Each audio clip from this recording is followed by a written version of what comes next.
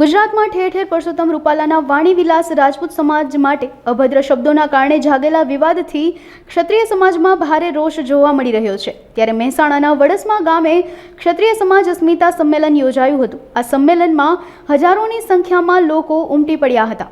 તમે જુઓ છો કે રાજકોટથી જે રેલો નીકળ્યો છે એ મહેસાણા સુધી આવ્યો છે અને અમે રાજપૂતો હવે એક થઈ ગયા છીએ। એટલે અહીંયા અમે એક જ નિર્ણય કર્યો છે કે અમે ભાજપ વિરુદ્ધ જ મતદાન કરવાના છીએ। એની અંદર એ નિર્ણય લેવામાં આવ્યો કે આજે ભારતની સંસ્કૃતિનું અસ્મિતાનું જે અપમાન કર્યું એ બાબતે સર્વે 18 આલમ સમાજ અહીંયા ભેગો થયો હતો।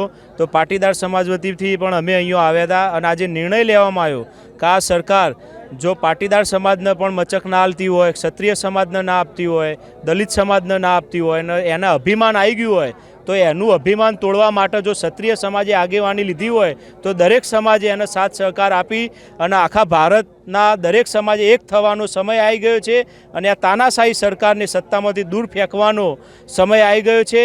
અને મારે ભારતની જનતાને પણ કહેવું છે કે આ નકલી કેસરિયા સામું અસલી કેસરિયાની લડાઈ છે તો જાગૃત બનો અને આને સત્તામાંથી દૂર કરો એવા નિર્ણયો લેવામાં આવ્યા। વડસમા ગામે ક્ષત્રિય અસ્મિતા સંમેલન જે ઉજવ્યું તેના અંદરમાં ભાજપ વિરોધી મતદાન કરવાનું અને કોંગ્રેસને જંગી મતેથી જીતાડવાનું તેવો આહવાન કરવામાં આવ્યો અને સમગ્ર સમાજે વડસમા ગામના આજુબાજુ ગામના જે સમાજના માણસો પધાર્યા તેમને બધાએ સ્વીકાર્યો અને તે આહવાનને માતાજીની સાક્ષીએ તેમણે સોગંદ લીધા છું અને રાજપૂતો કે તારે કોઈ પણ સમાજ હોય જ્યારે માતાજીની કુળદેવની સાક્ષીએ સંબંધ લે ને એટલે પછી એનું માથું જાય પણ એ બીજું કરે નહીં। એટલે અમે આ વખત રૂપાલાના લીધે મોદીને ગુજરાતથી નહીં દિલ્હીથી ઘેર આવે છે એ અહીં વડસમા ગામથી રાજપૂતોએ આહવાન કર્યું છે અને પૂરું કરશે।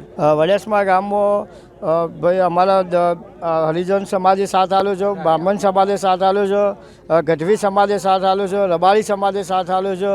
18 આલમે વડસમા ગામના તમામ રાજપૂતોના ક્ષત્રિયો ઠાકોર સમાજે સાથ આપ્યો છે।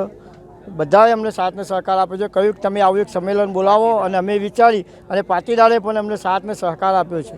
આ અસ્મિતા સંમેલન સમગ્ર ગુજરાત નહીં સમગ્ર ભારતની બેન દીકરીઓની સન્માન માટે છે અને આવા તો ખૂબ મોટા મોટા સંમેલનો થઈ રહ્યા છે અને હજુ થવાના છે।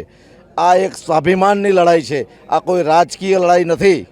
અત્યાર સુધી સરકારને એવું હતું કે અમે મીઠી સોફિયાણી ધર્મની વાતો કરી અને સમાજને ભોળવીશું, પણ આ ધર્મનો રક્ષા કરવાવાળો સમાજ છે। ભગવો બતાવીને જે સત્તામાં ગયા છે એ ભગવો તો અમારો છે અને અમે ભગવાથી એને સરકારને જળમૂળથી ઉખાડીને ફેંકી દેવા આજે સમગ્ર ક્ષત્રિય સમાજ એક થયો છે।